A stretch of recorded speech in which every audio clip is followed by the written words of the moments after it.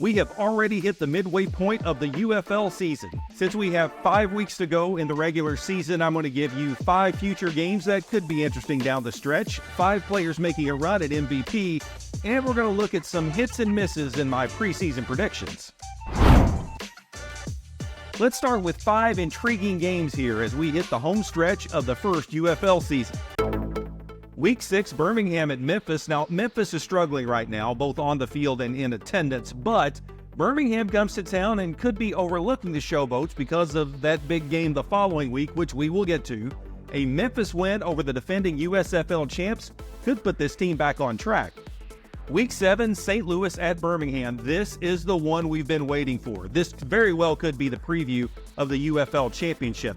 Now, we could only imagine what the crowd would look like in St. Louis, so Stallions fans, you have got to show up in full force for this one.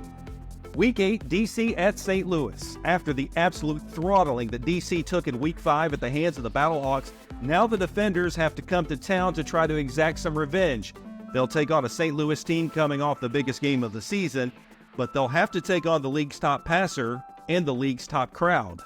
Week 9, Birmingham at San Antonio. Now, this one caught my eye even after San Antonio's surprising start, but it really gets even more intriguing as the Brahmas continue to put it together with backup quarterback Quentin Dormady. This will be a hostile crowd for the Stallions, who could be undefeated heading into this one. Which leads us to the regular season finale, Week 10, Michigan at Birmingham. The Michigan Panthers might be in contention for the second spot in the USFL playoff at this time. Now, wouldn't it be something to see the Panthers and Stallions meet in back-to-back weeks in the biggest games of the season for both teams?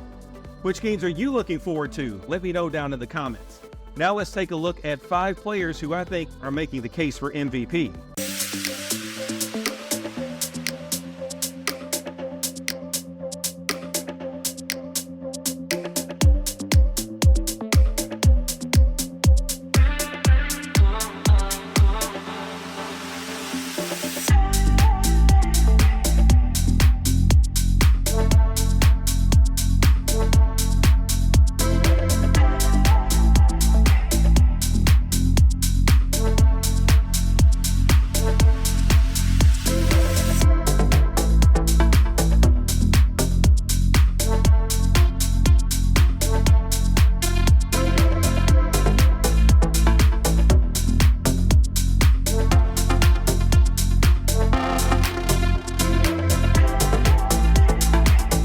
Am I right or wrong on those MVP candidates? Let me know. Speaking of right and wrong here, I went on a fool's errand before the season started and tried to predict each team's final record. So what I'm going to do is revisit these. We're going to see my biggest hits and biggest misses and maybe readjust it a little bit. Look at this. I was so proud I even put a logo on it. Okay, St. Louis at 9-1. That's still in the realm of possibility right now, and it was easy to predict that the Battlehawks could be the cream of the crop in the UFL. But I will adjust this to 8-2 just because the Battlehawks have the Stallions and Brahmas left on the schedule. I might have underestimated Birmingham a bit, but with Memphis and Houston still on the schedule, they do have a good chance to go 8-2, maybe even 9-1. Just to be interesting, let's go 8-2, same as St. Louis.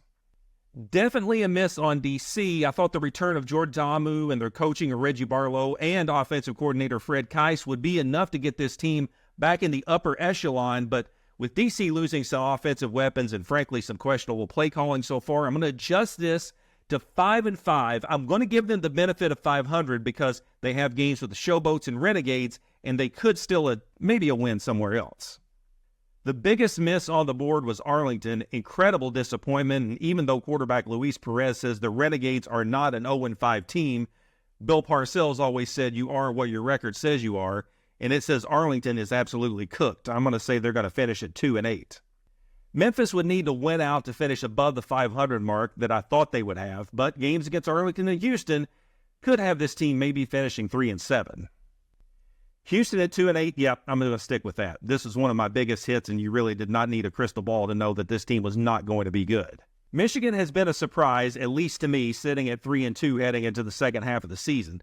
But they play the Renegades, they play the Defenders, they play the Showboats, they play the Roughnecks, and the Stallions to finish the season. So maybe there's 3 more wins in there. I'm going to say 6-4. I took heat for San Antonio, and rightfully so. I doubted Chase Garbers, and when he was hurt, I kind of doubted Quentin Dormady a bit. I thought my prediction might stick. But 4-1 now with games against DC, Houston, Arlington, Birmingham, and St. Louis. I'm going to say this team might finish 7-3. Really looking forward to the second half of the season and our first ever United Football League playoffs. Hey, while you're here, why don't you check out these two videos? YouTube says you'll like them.